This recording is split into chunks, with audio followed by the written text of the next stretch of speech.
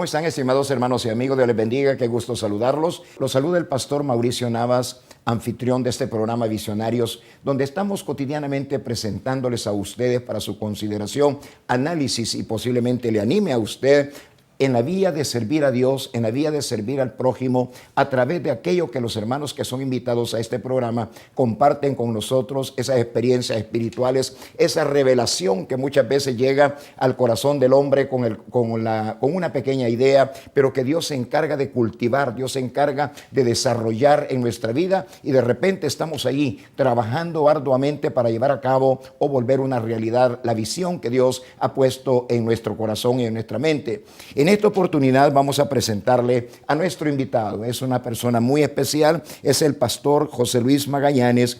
Él es el representante para Centroamérica, México y el Caribe del Instituto Haggai Internacional, un instituto que ha trabajado muchísimo capacitando a líderes de todo el universo. Ha capacitado, según tengo entendido, a cerca de 200,000 personas, 200,000 líderes en el arte del evangelismo, a fin de que podamos cumplir esa gran misión que Dios ha encomendado hace 2000 años a la iglesia alrededor de todo el mundo. Nos acompaña también el pastor Carlos Navas, él es coordinador del Instituto Haggai Internacional aquí en El Salvador.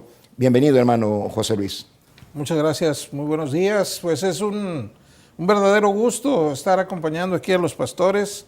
Es mi segunda vez en el país, en El Salvador, y muy contento, con mucha expectativa de ver un resurgimiento del Instituto Haggai en este país. Muchas gracias por la invitación. No, para servirle. Carlos, bienvenido. Gracias, estamos contentos de estar compartiendo acá en el programa Visionario. Sabemos que es un programa que se mira a todo nivel, sabemos que hay líderes conectados con visionarios, y esto es importante porque la información que queremos compartir para usted en esta oportunidad va a ser muy útil para la labor de evangelización y de liderazgo que la iglesia está ejerciendo acá en el país. Pastor Magallanes, usted viene de México. De México, de Monterrey. ¿Cuántas veces ha estado aquí en el país, hermano? Es la segunda ocasión. La primera vez vine en un plan de negocios hace ya algunos años. Estuve por aquí un tiempito y en esta ocasión. ¿Qué ha observado y qué sabe usted de este país? Sé que es un país que ha ido de menos a más. Es un país que se ha recuperado de tiempos muy difíciles. Todavía sufre un poquito de algunos problemas que tenemos todos los países en Latinoamérica. Problemas de la falta de integridad en algunos sectores, pero no es solo propio del gobierno, es en toda la comunidad, y eso lastima profundamente los países, y también las gangs, ¿cómo se les llama? Las pandillas que en su momento, en búsqueda de solucionar algunos de sus problemas, se fueron haciendo y deformando y haciendo daño en la sociedad, como sucede también en México. Amén. Carlos, ¿cómo está tu trabajo en la Iglesia del Camino? Muy bien, estamos contentos. Una de las cosas que nos encanta de la iglesia en El Salvador, la Iglesia del Camino, pero la iglesia en El Salvador, es que a pesar de las dificultades, la iglesia es fuerte. La iglesia es una iglesia que batalla, es una iglesia que ora mucho. Este día estaba escuchando un mensaje del pastor Bill Johnson, donde él habla de la transformación, y esa palabra realmente tenía ratos de no estarla digiriendo mientras oía este mensaje. Y sabemos que la Iglesia del Camino es una iglesia con visión de nación, y una vez más surge ese germen de la transformación, de lo que el Evangelio hace, de esta labor de evangelización que transforma naciones. Y creo que eso es lo que estamos empujando, siguiendo la ruta de la visión, pues que tú, como pastor general de la iglesia, está guiando a la congregación, y no solo esta congregación, realmente muchas iglesias que llevamos un enfoque de visión de nación, un enfoque de incidencia en la vida de la nación en todos los sentidos: social, política, económica, espiritual, familiar, niños, jóvenes, matrimonios, hombres, mujeres. Creo de que la iglesia está marchando en medio de toda la dificultad. La iglesia está marchando, no se ha debilitado, la iglesia se ha fortalecido en medio de la prueba, y eso es bueno porque vemos propósito, y si hay propósito, habrá también salida. Pastor Magallanes, me gustaría mucho escuchar su opinión acerca de qué piensa usted de una iglesia cuyo eslogan y trabajo está enfocado en visión de nación. Creo que es precisamente lo que nos debe ocupar, más allá de que todas nuestras actividades estén centradas en cuatro paredes, en el interés de una congregación exclusivamente. La visión que el Señor Jesucristo nos dejó no solamente fue de una nación, sino de naciones, pero empezando en nuestra nación. La visión de todas las iglesias debiera estar enfocada en la nación, en los intereses nacionales, en orar por nuestras autoridades, en servir con excelencia en nuestro país, en involucrarse en los diferentes asuntos que el país requiere, en la educación, en la salud, en la promoción de nuevos negocios que la gente pueda desempeñar sin la necesidad de tener un doctorado en algo, sino que puedan crear riqueza desde sus trincheras, digamos, desde su haber social. Creo fielmente que es la iglesia que envisionó el Señor Jesucristo, la iglesia con visión de nación.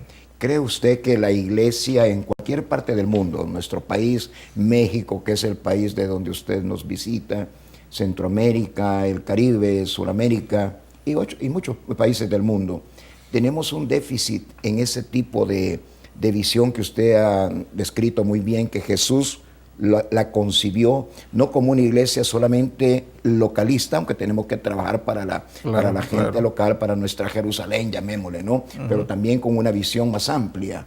¿Cree usted que tenemos un déficit? Definitivamente creo que sí. Definitivamente creo que en el estado donde yo vivo, en Nuevo León, en México, nada más en este estado, hay más de 6,000 iglesias evangélicas. La cantidad de gente que asiste a estas iglesias sería suficiente para transformar México y Centroamérica y el resto de Latinoamérica y aprender otro idioma para ir a otros países. Pero nuestra visión de localista exclusivamente, nuestra visión, hablar de la obra de Dios para algunas congregaciones es hablar de su iglesia, sí, es hablar de su denominación, es hablar de su haber diario, lo que alcanza a ver y a entender. Cuando la Biblia es muy clara, ¿verdad? Id y predicad el Evangelio a todas las naciones, ¿verdad? Eso es lo que a nosotros nos impulsa a andar, por ejemplo, aquí visitándolos y haciendo muchas cosas, ¿verdad? A ver si no lo pongo contra la pared, Pastor Magallanes. Sí. Hace poco, o el año pasado, en el mes de octubre más específicamente, la Iglesia Evangélica recordó los 500 años de la Reforma. Sí. ¿Verdad? Aquel momento histórico donde un Martín Lutero clava las 95 tesis en las puertas de la Catedral de Wittenberg, protestando por lo que él creía que no estaba bien en aquel momento, ¿no? Sí. Nosotros celebramos acá en El Salvador con conferencias sobre esa temática de la Reforma. Ese día de 500 años, el 31 de octubre del pasado año 2017. Y a su servidor se le encargó un tema de compartir que llamaba La Reforma Hoy. Ese era el tema que se me había dado, la Reforma Hoy. Y cuando analizo un poco la Reforma Hoy, pienso que los reformadores allá hace 500 años atrás tuvieron en mente que la iglesia mantuviese un plan de reforma constante, es decir, extendiéndose en todo el tiempo que la iglesia permanezca, porque pareciera ser que hay una tendencia siempre a desviarse un poco de lo que realmente nos fue dado por el Señor, ¿no? Dentro de esos conceptos que vertí, yo puse un pensamiento a análisis, ¿verdad? Presenté mi tesis yo en ese momento también, ¿verdad? Solo una, y es esto: la iglesia de nuestro tiempo discrimina, ¿sí o no? Definitivamente, yo creo que sí discrimina. Lo comentábamos anoche con el pastor que nos hizo favor de pasar por mí al aeropuerto. Comentábamos que la iglesia evangélica latinoamericana de alguna forma se siente como superior, como más conocedora, como más especial a los ojos de Dios que el resto de la gente, de los que no son evangélicos, de los que no son protestantes. Nosotros discriminamos de manera no adecuada a toda esa gente por la cual también murió Jesucristo, a toda esa gente a la cual le debemos nuestro trabajo, nuestro servicio, nuestro amor. Creo que hay espacio de reforma en nuestros días. Creo que hay espacio de transformación que mencionaba el pastor en nuestros días. Sí creo que es algo por lo que la iglesia debemos orar, de no hacer discriminación a otras formas de pensar, a no andarnos peleando porque no piensan como yo, a poder construir puentes de comunicación con aquellas personas. No quiere decir que estemos de acuerdo necesariamente, exacto, pero que podemos civilizadamente dialogar y en eso ser bendición. Amén. Carlos, me gustaría oír tu opinión. Tú tienes una licenciatura en teología. Definitivamente creo de que tenemos que darnos cuenta de que hay dos factores, por lo menos, que inciden en esa discriminación. El primero es miedo, es el temor. Temor a no saber cómo abordar ciertos sectores, por ejemplo, el sector empresarial, el sector político, el sector profesional, etcétera, aún las mismas pandillas. ¿Cómo voy a abordar? Entonces, ante eso, mejor me retracto, mejor me retiro, mejor me quedo aislado y espero que alguien más lo haga. Voy a esperar que alguien más llegue a ese lugar. Y el segundo, que está conectado al primero, es precisamente el desconocimiento. Es precisamente el desconocimiento me lleva al temor. Si yo no sé cómo hacer algo, voy a tener miedo, entonces me quedo paralizado. Y creo que ese es un problema con la iglesia en El Salvador. Sí. La iglesia salvadoreña es una iglesia ganadora de almas y podríamos pensar de que ya lo sabemos todo, sí, y que ya sabemos cómo hacerlo todo. La iglesia en todo caso ha crecido, tenemos buenos porcentajes, veníamos platicando con el hermano José Luis acerca de esto, tenemos buenos porcentajes de evangelismo, de evangelio, pero ¿cuál es la incidencia social, familiar que el evangelio está haciendo en El Salvador? Y esa es nuestra labor. Sí. Esa es la labor. Es decir, si la iglesia no lo hace, ¿quién lo va a hacer? Exactamente. Si el pastor no se involucra en el asunto, no va a pasar nada, pues. No va a suceder nada. Entonces, creo de que tenemos que abrir un poquito el panorama, atrevernos, ¿verdad? Como Martín Lutero decía, no es seguro, decía él, ir en contra de nuestras convicciones. Ok, parémonos en nuestras convicciones, atrevámonos. Jesús se sentaba con los publicanos, Jesús se sentaba con los pecadores, Jesús se sentaba con las prostitutas, lo criticaban, ok, eso siempre va a pasar entonces, si le pasó a Jesús nos va a pasar a nosotros, lo más probable, ¿verdad? Y generalmente el que lo hace es el que no está haciendo nada. Claro. Generalmente el que está criticando y el que está señalando es el que está paralizado. Entonces no podemos perder el sueño por esto, porque tenemos una misión que cumplir y se tiene que cumplir. Amén. ¿Cómo está el Instituto Haggai Internacional, a quien usted representa en este programa, desarrollando su trabajo ministerial? Nosotros creemos fielmente que la educación, la información que se transfiere a otras personas, debe causar tres efectos.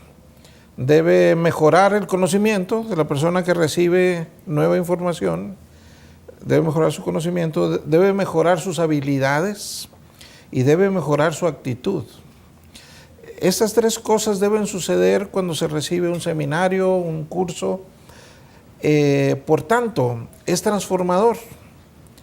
Entonces, nosotros nos hemos dado a la tarea en 189 países a compartir esta información práctica. No nos metemos realmente mucho en teología ni en doctrinas. Nosotros queremos a los líderes de las naciones con una fe en Dios, con fe en Jesucristo, decirles cómo pueden ellos mejorar su influencia en la sociedad a través de una vida de excelencia, a través de una vida de servicio, de una vida noble, de una vida no centrada en sí mismo, ni en su empresa, ni en su denominación, sino en una vida de su comunidad. Nosotros, si comprendí bien la pregunta, nosotros precisamente estamos en el trabajo de la transformación. Nosotros no concebimos el liderazgo que no transforma. Sí. El liderazgo que mueve un grupo de personas para un beneficio propio o de un grupo pequeño, pues es un liderazgo, pero esto lo hace gente que no necesita estar en una iglesia, no busca a Dios, pero el dejar lo personal un poquito al lado, el interés local o denominacional para servir a su comunidad, a su sociedad, es algo que nosotros nos hemos empeñado a través del entrenamiento, de la educación, del equipamiento de los líderes de la sociedad. Eso es lo que nosotros hacemos en las naciones. De repente lo dejamos de hacer en algunas y Dios nos ayuda a empezar a abrir puertas para volver a retomar. Me parece que es el caso de El Salvador. Que ayer con mucho gusto escuchaba yo ese resurgir del movimiento de Haggai en El Salvador. ¿Iba a comentar algo más? ¿Cómo no? Sí. Sí. Carlos, ¿cómo ves tú también el trabajo de Haggai aplicado a El Salvador, ¿no? Tú tenés como encargo de ellos coordinar actividades aquí en El Salvador de Haggai Internacional. De hecho, eso es lo que queremos reactivar, ¿verdad? Estamos justamente en esa labor. El año pasado hubo una convención pues casi global de Haggai en Dubái. En Dubái. Hubo una representante de la mesa coordinadora de Haggai Internacional en El Salvador, allá, que es Claudia. Claudia estuvo allá en Dubái, se conectaron con mi hermano José Luis, ¿verdad? Con quienes habíamos nada más cruzado correos electrónicos. Estando allá, pues se conectaron y pues retomamos el punto de activar el entrenamiento nacional y el entrenamiento internacional de Haggai acá en El Salvador y obviamente pues fuera de El Salvador. Entonces estamos precisamente en esa fase, ¿verdad? Queremos retomar esto. Hemos contactado a una buena cantidad de exalumnos Haggai, ¿verdad? Gente que ha estado en los campamentos, en las capacitaciones internacionales y nacionales también, ¿verdad? Y ha habido una excelente respuesta, la verdad.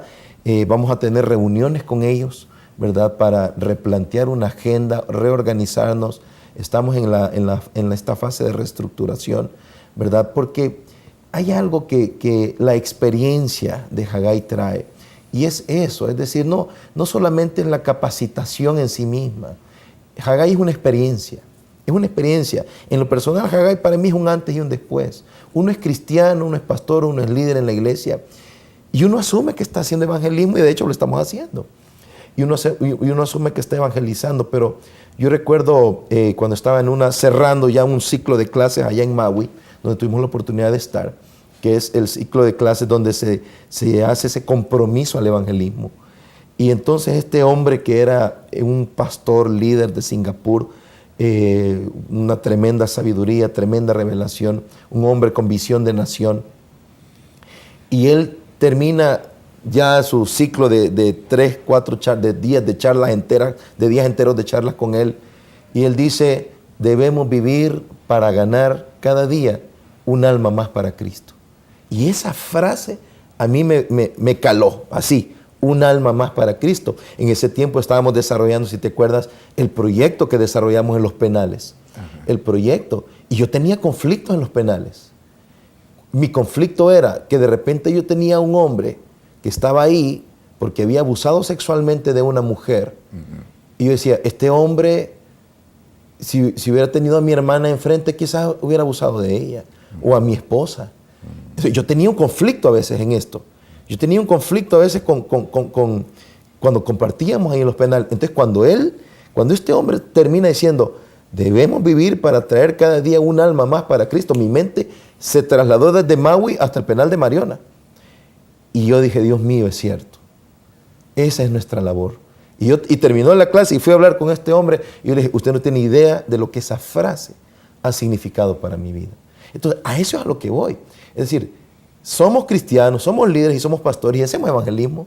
Y nuestras iglesias hacen evangelismo, pero de repente hay una revelación del asunto, una sensibilización en tu corazón. Y es lo que, pues, nos atrevemos a llamarlo quitando todo misticismo espiritifláutico, ¿verdad? Nos atrevemos a llamarlo el espíritu de Haggai, es decir, el sentir, la cultura que Haggai transmite, el hecho de yo vivo para ganar almas, vivo para alcanzar a la persona que puede estar enfrente de mí y puede ser un empresario, un profesional, un médico, un abogado, un indigente, alguien en un penal, un drogadicto, una prostituta, como sea, necesitan tener la oportunidad de oír del Evangelio de Jesucristo. Y esa es la labor. Pastor Magallanes, quiero alargar un poco el punto que está tratando Carlos, Sí.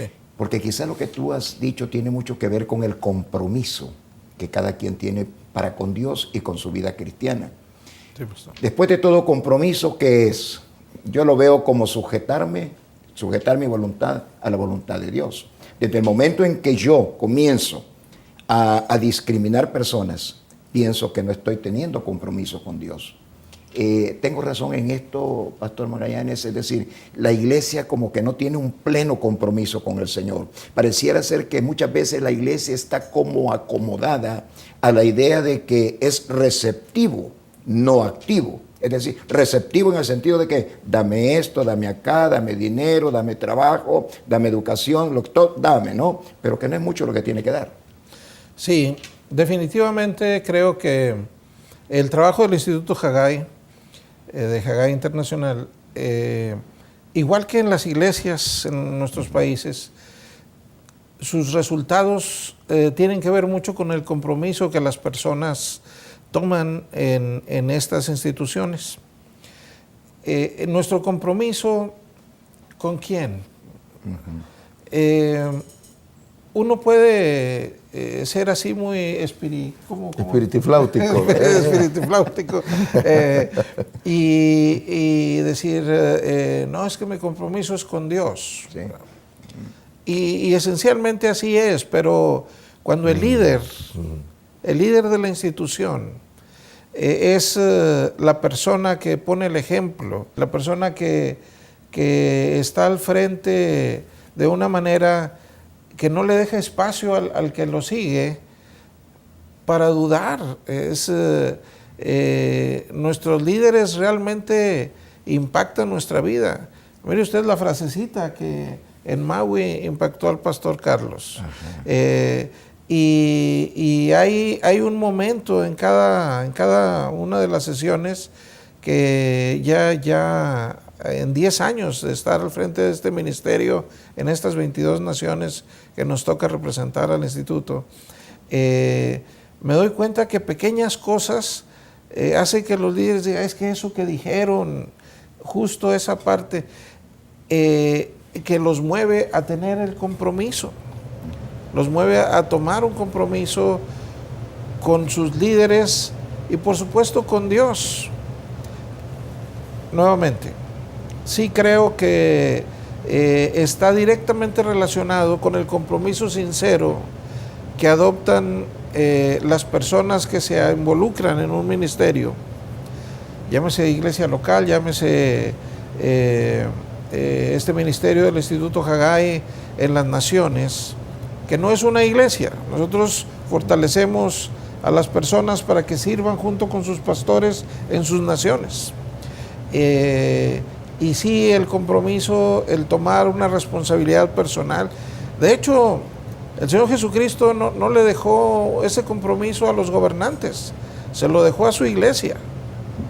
No les dijo, hablen con sus gobernadores y sus presidentes. Nos habló a nosotros. Nos dijo, ustedes vayan, ¿verdad? Id ustedes, ¿verdad?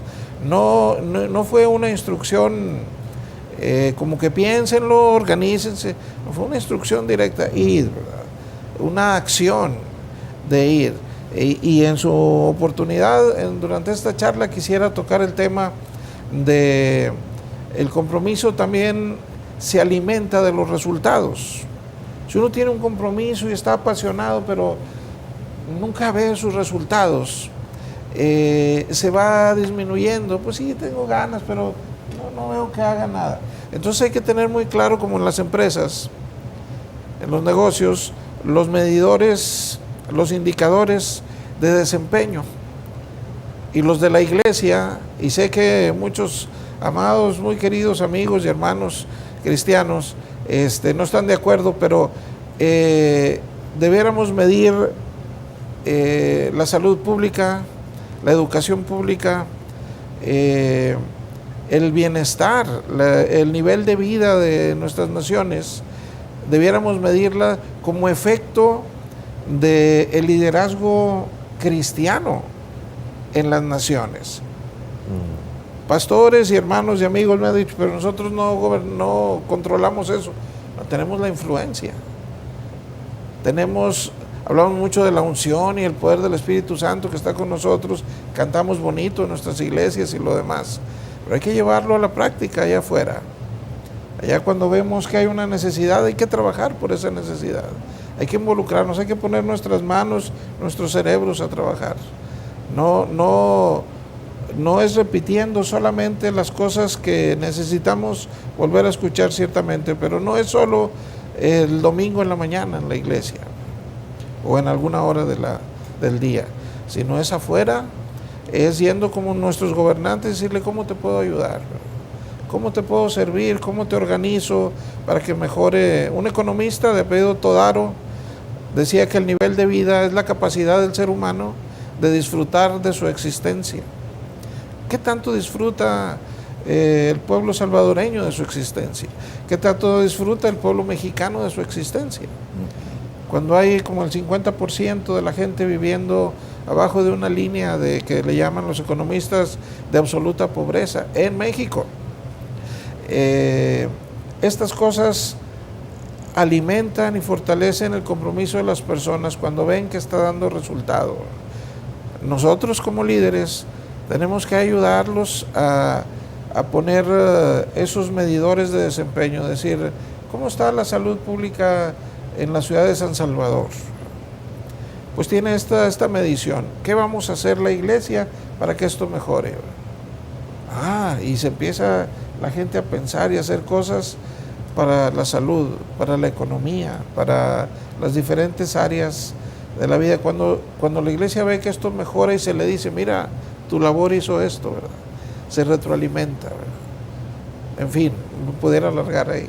Sí, muchas gracias, Pastor Magallanes. Estimados amigos televidentes, vamos a ir a una pausa. Hemos estado en este diálogo con nuestros invitados, el doctor Magallanes, quien es representante del Instituto Haggai Internacional para la zona de México, Centroamérica y el Caribe. Y está con nosotros también el pastor Carlos Navas, quien es coordinador nacional de este tremendo proyecto del cual vamos a seguir hablando en nuestro segundo segmento de este programa de Haggai Internacional. Vamos a volver dentro de breves momentos.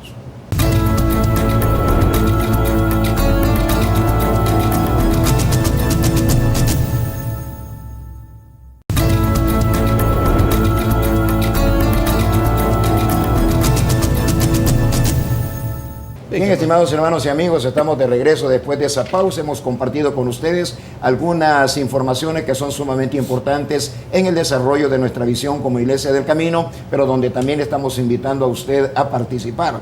En el mes de abril vamos a tener una gran concentración, unidad de la Iglesia del Cuerpo de Cristo aquí en El Salvador, clamando por una necesidad que es imperante. La Iglesia pueda clamar, pueda volver sus ojos y su voz al Señor, que es el problema de la violencia, de la falta de paz. Vamos a estar en el mes de abril, como usted lo vio ya en un comercial que pasó, que vamos a estar dentro de breves días ya, en el mes de abril, vamos a estar con esa gran concentración, clamando y buscando el rostro del Señor. Vamos a continuar con nuestros invitados. Estamos en esta oportunidad con el pastor José Luis Magallanes. Él es coordinador para México, Centroamérica y el Caribe de Haggai Internacional, un instituto que trabaja mucho en la capacitación de liderazgos a nivel internacional a fin de que todos podamos cumplir adecuadamente la gran comisión. ¿Cómo han desempeñado ustedes? De acá de El Salvador, oía que Carlos dice, varios líderes han viajado a Haggai a capacitarse. ¿Cómo es que funciona? ¿Quiénes pueden ir? ¿Qué requisitos ustedes ponen? ¿A dónde es exactamente la capacitación? Muy bien, me alegra que me haga esa pregunta, doctor, porque, mire, nosotros somos como una escuela muy grande. Haggai Internacional es una escuelota que está en el mundo y damos, nuestras oficinas de capacitación están en Tailandia, en la ciudad de Chiang Mai, están en Maui, en Hawái. Y ese es el Ministerio Internacional de Haggai Internacional. Pero tenemos una parte que se llama Ministerio Nacional de Haggai Internacional. Nosotros entrenamos liderazgo internacionalmente y nacionalmente. En la suma de las personas entrenadas de 189 países por los últimos 45 años, llevamos entrenadas aproximadamente 200,000 personas. 200,000 personas. Eso es lo que hemos hecho. Tenemos el propósito de incrementar las personas con este equipamiento a nivel nacional. Las personas que de alguna manera, y vamos para los requisitos, las personas que de alguna manera no cumplen los requisitos para poder ir al seminario internacional, que entrenamos a nivel nacional. Queremos incrementar un 20% anual las personas que estamos entrenando en las naciones. ¿Qué requisitos tenemos para el Ministerio Internacional? Deben ser personas en una edad entre 30 y 50 años. En ese lapso es cuando pueden asistir al seminario internacional. Estudios han revelado que es la parte donde ya definida la vida en su mayor parte, se puede mejorar lo que se está haciendo. Entonces, nosotros no formamos líderes de una persona que no sabe qué quiere, que anda gente definida, líderes. Nosotros les damos este equipamiento y simplemente detonan lo que ya traen, ¿verdad? Regresan a sus naciones. Deben ser personas entre 30 y 50 años, deben ser personas profesionistas, deben haber terminado alguna carrera universitaria, teológica o técnica, de ingeniería, medicina, leyes, etcétera, en los diferentes países. Deben ser personas líderes en su comunidad, en su empresa, en su negocio. Deben ser personas que su comunidad los reconozca como líderes. No, como digo, no es una persona desconocida y oscura que de repente no tenía nada que hacer y quiso ir a tomar es un proceso muy meticuloso, difícil de completar algunas veces. Estamos todo el tiempo buscando esos líderes que van a ir a equiparse y van a regresar a transformar su propio entorno, donde ellos viven. De hecho es una de las cosas que se solicita, no dejar su iglesia, no dejar su comunidad, sino que regresando ahí compartir lo que aprendió, ahí realmente expresar el compromiso que tomó al ir al Instituto Haggai a capacitarse. Entonces los requisitos: 30 a 50 años, profesionistas, bilingües, por supuesto. Bilingües. El entrenamiento es completamente en inglés, que sean reconocidos como líderes en su comunidad. Estos seminarios se dan en Maui, Hawái, y en Chiang Mai, en Tailandia. Están siendo estos seminarios fondeados, son pagados por donaciones de personas de todo el mundo. Se le pide el 5% del costo del seminario lo aporta la persona que va, que son $1,000. La persona que va es lo que aporta, pero aviones, hotel, hospedaje, profesores, materiales y todo lo demás lo aporta el instituto. Cómo no, sí, es una gran ayuda, ¿no?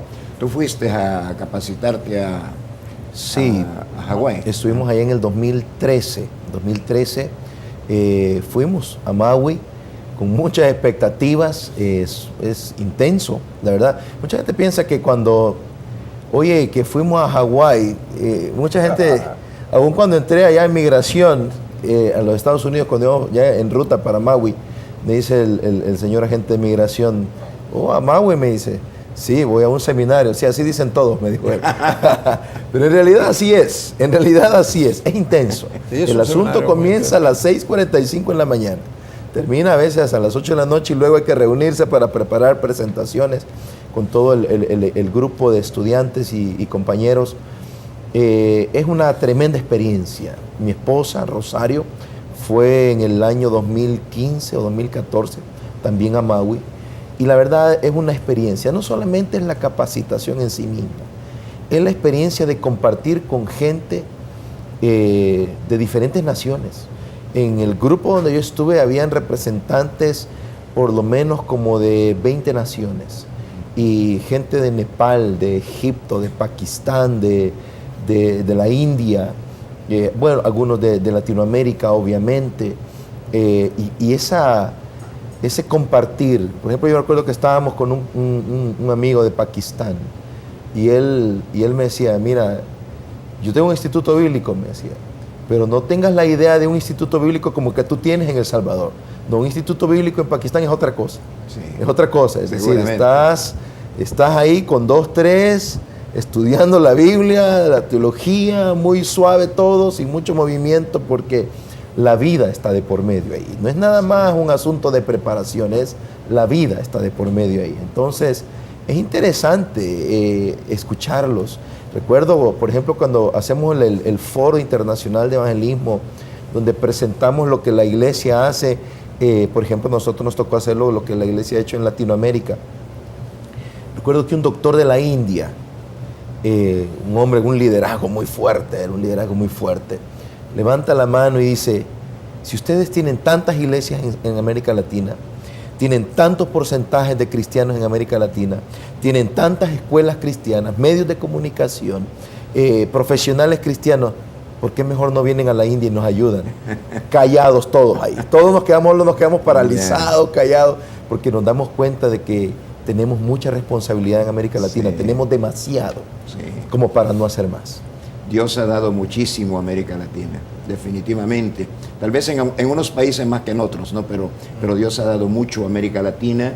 Los porcentajes de población, por ejemplo, aquí en El Salvador, ¿cuál es el porcentaje de población evangélica en relación a la población general, Carlos? Se está hablando entre 37 y 40%. Sí, ya están hablando de más, porque hay quienes están hablando de 42, entre 42 y 48% de la población ya cristiana evangélica, porque ha habido un avance según las últimas encuestas. Pero claro, todo eso había que ver qué sistemas usaron para medir.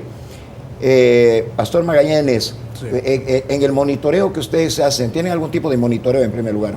A nivel internacional, ¿qué resultados está produciendo ese enorme esfuerzo que ustedes están haciendo, por ejemplo, de capacitación en Hawái y también en Tailandia, me dijo, ¿verdad? Sí. ¿Qué resultados se están teniendo? Sí, cómo no. Muy recientemente no se tenía. Se equipaba a las personas, se les tomaba un compromiso y se les dejaba ir pidiéndole que se comunicaran, que informaran cómo les está yendo en sus naciones. Pero muy recientemente, y hablo de los últimos 2 años, se implantó un sistema que se llama Conectar, donde los exalumnos reciben cotidianamente 2, 3 veces al año información del Instituto Haggai, donde ellos responden cómo les está yendo. Así en una vista panorámica muy rápida, así como si fuéramos en un avión, en efecto el resultado es muy positivo, muy positivo. Por ejemplo, en la India hay cada vez más influencia del Evangelio en razón de Haggai Internacional, en servicios públicos, en servicios privados, cada vez es más la gente, y la India es un país enorme, Sí. y de muchas religiones y un sincretismo bárbaro, y ahí ya se está teniendo un efecto que estamos empezando a conocer, porque la falta de ese feedback al instituto pues nos hacía tener la expectativa que estuviera yendo bien, pero no lo sabíamos propiamente, lo empezamos a saber, de 189 naciones. Por ejemplo, en Filipinas, en la experiencia de la policía que mencionábamos, que está teniendo El Salvador también, que tiene México también, en el estado de Nuevo León, en Guadalupe,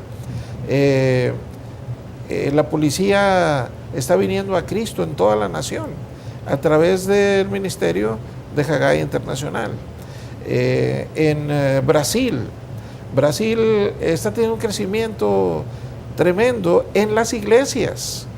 Lo que mencionábamos ahorita, que creemos que en la iglesia ya sabemos cómo hacer las cosas, pero la llegada de Haggai a las iglesias, ellos le llamaron un church seminar, un seminario para iglesias, que son seminarios cortos de fin de semana, pero se hacen 7,000 seminarios de estos al año en Brasil. Brasil también es un país muy grande. Sí. Y cada vez más el Instituto Haggai en Brasil es como algo muy anhelado por las iglesias. ¿Cuándo van a venir a mi iglesia? ¿Cuándo se va a entrenar a mi liderazgo? Porque esto está siendo muy transformador en la sociedad brasileña. Y así, en México todavía no es tan conocido.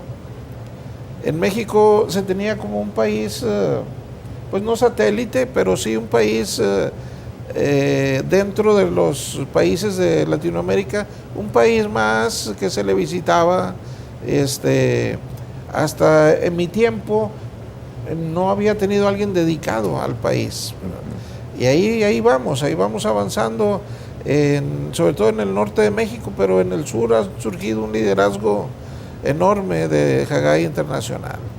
Y ahí vamos. Y las naciones como Honduras, que tiene un liderazgo tremendo, Haggai, y en el gobierno, gente de gobierno, exalumnos del instituto, que están siendo de gran influencia. En Guatemala, tremenda influencia de los líderes egresados de Haggai. Aquí en El Salvador, lo que yo puedo anticipar es que va a ser esto algo nuevamente muy fuerte. En Costa Rica, Panamá y Nicaragua son países que este año van a surgir, que están teniendo un despertar también. Es algo, en el Caribe hay varios países que han anunciado su deseo de resurgir también. Es una extensión y un trabajo muy vasto, muy enorme, ¿verdad? Que nos faltan horas de sueño. Cuba, me venía contando un poco de Cuba, cómo lo que está pasando Cuba, en Cuba. tengo 2 años de estar yendo a Cuba, y este año será un tercer año, donde los hermanos cubanos, gente muy educada, gente que me asombra, el que me da, que me lleva en el taxi tiene un doctorado, en música, y me empieza a hablar de la historia de la música en el mundo, y yo me quito el sombrero con el cubano más humilde que ve uno ahí. Y la iglesia, gracias a Dios, la iglesia está teniendo un despertamiento enorme en Cuba. Fui yo en planes exploratorios hace 3 años. En su segundo año, el año pasado, ya fui a dar unos cursos, me llevé a algunos profesores, y este año vamos para 2 cursos, más de 50 personas cada uno, donde jamás les hablamos mal de su gobierno, nunca hablamos mal de nadie. Nosotros les enseñamos a tener una vida de excelencia en lo que ellos hacen, a mejorar su estilo de vida, pero sí, definitivamente tenemos mucho que aportar en Cuba también. Sí, ellos, aún que son gente muy preparada, su visión del Evangelio no ha tomado la dimensión práctica que debe tomar, que estamos nosotros yendo a que no lo espiritualicen tanto, ¿verdad? Que no lo espiritualicen todo tanto, sino que es práctico. Eso es lo que haces cada día en tu trabajo, es tu hablar diario. A Pedro le decían que tu hablar te descubre, le decían. Como tú andas con ese Jesús, ¿verdad? Tu hablar te descubre, ¿verdad? Entonces, queremos que a los cubanos su hablar los descubra, pero no como alguien, como enemigo de su sistema, sino como un amigo, alguien que ayuda, que coopera en el lado más positivo de la sociedad posible. Sí, que nos entusiasma y nos alegra escuchar esas noticias sobre Cuba. Hemos estado recibiendo pastores de la isla de Cuba, aquí en El Salvador, especialmente en nuestra congregación han estado algunos pastores de Cuba, y sí hemos percibido que hay un avance, hay un crecimiento espiritual y numérico de la gente cristiana en Cuba, y eso nos alegra muchísimo, porque yo siempre he creído que el Evangelio es una respuesta, y es una respuesta integral. A veces como que el mismo cristiano no ha entendido eso, cree que Cristo solamente es para la iglesia. No, Cristo es para toda la vida, para todas las áreas de nuestra vida, como usted muy bien lo ha dicho, usted hace poco lo dijo, ¿no? Sí, así es, así es. Yo trabajé por muchos años en el área secular. Mi trabajo de más alta responsabilidad en empresas seculares fue la vicepresidencia de operaciones y servicio al cliente en una empresa de telecomunicaciones en Ecuador. Y nosotros a los vendedores en las empresas les ponemos metas, por ejemplo. Cuando no las alcanzan esas metas, pues tenemos que cambiarlos, ¿verdad? Cuando uno está en la empresa y nos encargan producir y no producimos, pues nos ponen al frente de la empresa, pero por fuera. Nos invitan a dejar nuestra posición cuando no cumplimos. Pero en la iglesia me refiero no a una denominación, a la iglesia de Jesucristo, el Señor nos dejó encargadas algunas cosas muy, muy precisas. Fueron instrucciones directas, no fueron, ahí piénsenlo, sino fueron instrucciones. Y nosotros no nos medimos. Sigue habiendo crimen organizado creciente, corrupción, que es el cáncer de la sociedad, sigue habiendo malnutrición en nuestros niños, sigue habiendo falta de educación, etcétera, sigue habiendo una serie de problemas sociales, y la iglesia anuncia que sigue creciendo y que todo está muy bien, y linda la alabanza y el nuevo disco de no sé quién, y la sociedad no parece darse cuenta. Nosotros tenemos que, como habla la Biblia de Dios, que Él se recoge las mangas, ¿verdad? Para venir a trabajar con nosotros, Dios mismo. Nosotros debemos hacer eso en la sociedad. Debemos, por ahí se enseña en uno de nuestros seminarios de establecimiento de metas, que la visión la provocan una de varias cosas. Una de ellas es el notar necesidades en nuestra sociedad, en nuestro entorno. Se nota una necesidad, digamos, de trabajo, hay mucha gente desocupada, y se carga el corazón de algún buen creyente. ¿Qué puedo hacer? Aquí falta trabajo. ¿Cómo podemos? Y se reúne con varios, empiezan a pensar, vamos a poner una fábrica que requiera mucha mano de obra. No importa si no se producen las más grandes utilidades, pero que tenga mucha mano de obra. Vamos a la India llegó una empresa que produjo zapatos de hule con una máquina, y le tumbó una cantidad de trabajo a personas de la India que hacían los zapatos a mano de diferentes materiales. Entonces nosotros debemos buscar no solamente ser muy eficientes, eso es muy bueno, sobre todo para el dueño de la empresa, pero socialmente tenemos que buscar que se ocupen sus manos. Eso solo fue un ejemplo, ¿verdad? En el área del trabajo, en el área económica, pero también está el área de la salud. Oye, tenemos muchos médicos muy capaces en nuestras congregaciones. ¿Qué estamos haciendo por nuestra comunidad? ¿Cómo podemos enseñarles a mejorar sus hábitos de salud también? Etcétera, etcétera, etcétera. Nosotros tenemos que meter las manos a la sociedad, salirnos un poquito y reunirnos los domingos a recibir palabra, a gozarnos en el Señor, sí, pero a compartir las cosas que Dios está haciendo allá afuera. Es decir, venimos contentos, como los discípulos del libro de los Hechos que decían, Señor, los demonios se nos sujetan, ¿verdad? Mira, los enfermos son sanados, mira lo que está pasando allá afuera, ¿verdad? Y ese día de celebración es para gozarnos en que lo que Dios está haciendo con nosotros allá. Carlos, ¿qué te parece? A mí ese tipo de cristianismo me agrada mucho. Yo creo en eso.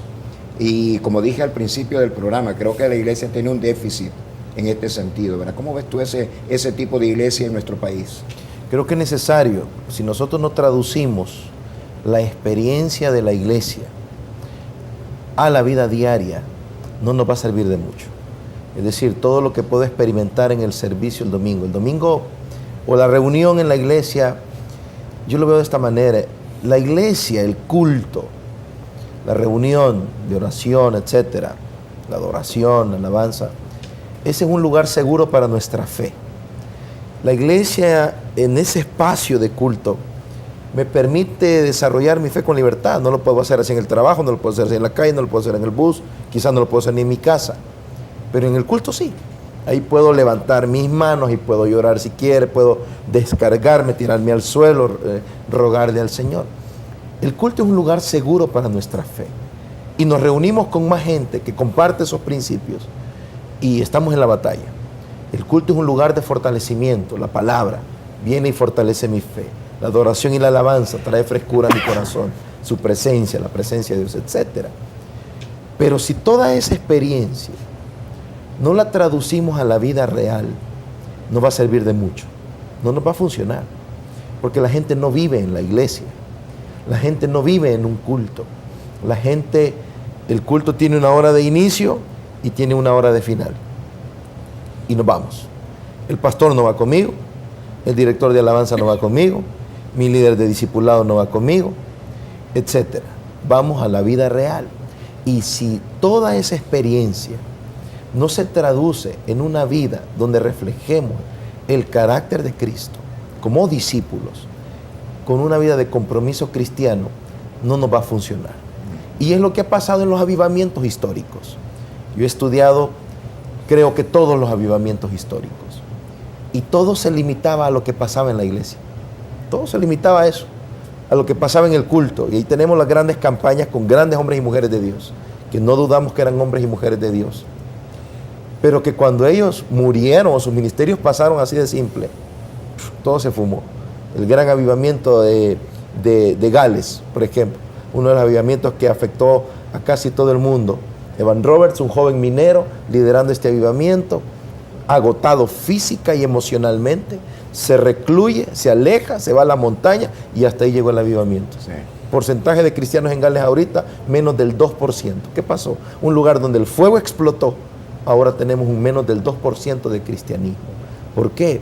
Porque no pudimos traducir toda esa experiencia del culto, si se quiere llamar de esta manera, a mi vida como esposo, como padre, como profesional, como ciudadano, como hablaba yo con alguien y le decía, bueno, no sé ni qué va a pasar cuando diga esto, pero yo decía, mira, a mí realmente al final no me duele tanto dar mis impuestos, porque al final es mi aporte a mi país. Al final es un aporte que yo doy a la nación en donde yo vivo y la nación que me permite desarrollarme. Es mi responsabilidad hacerlo y es mi responsabilidad hacerlo bien. No tratar de engañar, porque no sería un buen testimonio cristiano eso. ¿Y qué es lo que estoy tratando de decir? Como decía hermano José Luis, como hijos de Dios debemos mostrar la diferencia, excelencia. Un cristiano que llega tarde al trabajo, un cristiano que está robando horas de trabajo en su oficina, un cristiano que está generando murmuraciones y chambre. Eso no puede ser, ¿no? No es la vida que Jesucristo nos llamó a reflejar. Puedo llorar lo que quiera en la iglesia, pero si al salir de la iglesia soy un mal trabajador, soy irresponsable, soy un mal estudiante, no hago las tareas, estoy haciendo trampa en los exámenes, estoy robando tiempo de trabajo, Entonces no está pasando mucho en la iglesia. Entonces tenemos iglesias muy grandes, un cristianismo enorme, pero quizás lo que tenemos que medir es la profundidad del cristianismo salvadoreño, porque estamos en nuestro contexto salvadoreño, la profundidad del cristiano salvadoreño. Esa visión que ustedes tienen acerca de cómo el evangelio tiene que ser una parte o tiene que ser un ente transformador en la vida de una sociedad, creo que es algo que estamos necesitando en forma muy urgente. Lastimosamente, hay mucha gente que cree, lastimosamente, dentro del mundo cristiano evangélico, hay mucha gente que cree que todo el cristianismo se reduce al culto el día domingo y que eso es el todo del todo, cuando realmente es una parte nada más de lo que Dios espera que ustedes, que todos podamos hacer. Muchas gracias, Pastor Magallanes, por habernos visitado. A la orden, muchas gracias. Gracias, Carlos, por haber estado con nosotros, por todas esas intervenciones de ustedes. Creo que han sido sumamente, le llamaría yo, el cristianismo actualizado, ¿no? Es decir, qué es lo que tenemos que hacer realmente. Y mi querido hermano, mi querida hermana que nos ha estado sintonizando en este programa de Visionarios, le pedimos hacer análisis. ¿Qué es lo que Cristo dijo realmente? ¿Vosotros sois la luz de la iglesia? ¿O dijo Jesús, vosotros sois la luz del mundo? Dijo Jesús, ¿ustedes son la sal de la iglesia? ¿O dijo Jesús, ustedes son la sal de la tierra? Solo le dejo ese pensamiento para que pueda reflexionar un poco sobre él y poder cumplir con el propósito que Dios nos ha designado para todos los tiempos y para nosotros en el tiempo que nos ha tocado vivir. Muchas gracias por haber estado con nuestro programa de Visionarios y le esperamos en el próximo. Que Dios les bendiga y hasta pronto.